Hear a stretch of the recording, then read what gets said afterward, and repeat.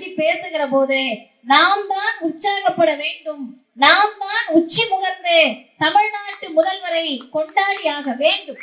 அருமை தோழர்களே, ஆசிரியருடைய 92ஆம் ஆண்டு பிறந்த நாள் விழா. எல்லாரும் நிறைய சொன்னாங்க ஆசிரியரை பற்றி. அவருடைய அரசியல் வாழ்க்கை, 10 வயதில் பேச தொடங்கியவர் என்று எல்லாமே சொன்னார்கள்.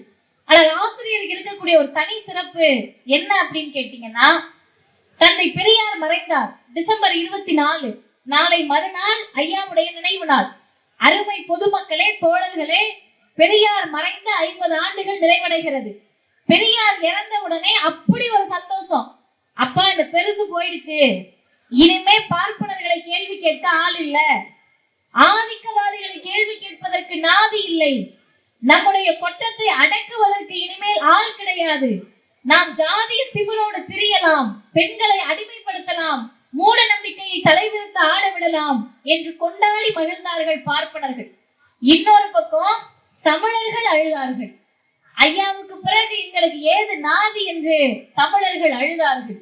அந்த இடத்தில் பார்ப்பனர்கள் பெரியாரே தேவல போல இந்த அம்மா டைரக்டா வந்து ராமனை எரிக்குதுன்னு சொல்லக்கூடிய அளவிற்கு அன்னை மணியம்மையார் தந்தை பெரியாருக்கு பிறகு தலைமையேற்றார். மணியம்மையார் மறைந்த பிறகு இன்னும் மகிழ்ச்சி. பொதுவாகவே ஒரு அமைப்பு இருக்கு, ஒரு இயக்கம் இருக்குன்னா அது 2 தலைவர்களை தாண்டி நிற்பதுன்றது கடினம். ஏன்னா தோற்றுவித்த தலைவர் மறைந்து விட்டார், தோற்றுவித்த தலைவர் யாரை அடையாளப்படுத்துகிறார்களோ அந்த அம்மையார் மறைந்து விட்டார். அப்ப இவங்க எல்லாருமே போன பிறகு யார் வருவான்னு பார்த்தா நினைத்து பார்க்கவே நெகிழ்ச்சியாக இருக்கிறது. இன்னைக்கு எல்லாரும் சொல்றாங்க சின்ன வயதில் இவ்வளவு பெரிய பொறுப்புன்னு.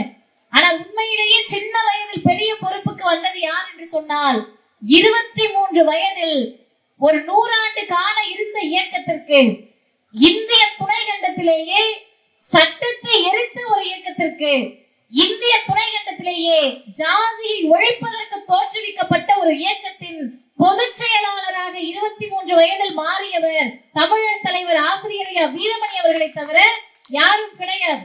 அந்த தலைவர் தந்தை பெரியாரால் அடையாளப்படுத்தப்பட்டவர்.